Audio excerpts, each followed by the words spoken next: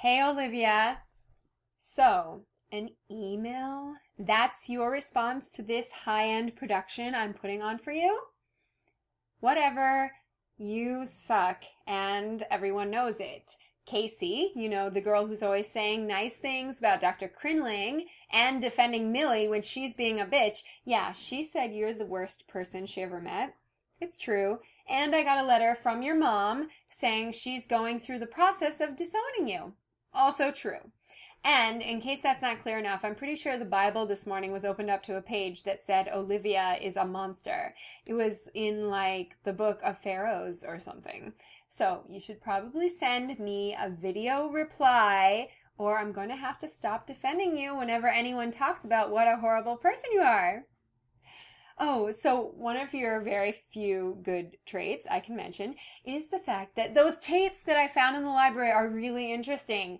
They're an old radio show called The Adventures of Lord Dinby Witherspoon, Duke of Space. It's crazy. As soon as I heard them, I made a website for them. You know how I am. I tried looking them up on the WorldNet, but I couldn't find anything at all except the names of some old English lords from the 1800s.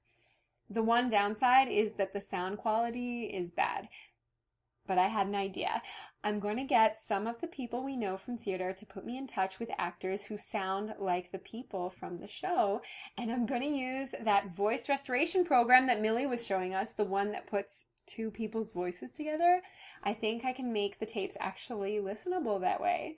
I think this is going to be my senior project, researching the show, restoring it, all of that. Anyway, so that will keep me busy for the foreseeable future while campus is empty. How much longer are you in St. Thomas for? Have you found a boy for the rest of your time there? Or are you still bouncing around like you did in Cozumel?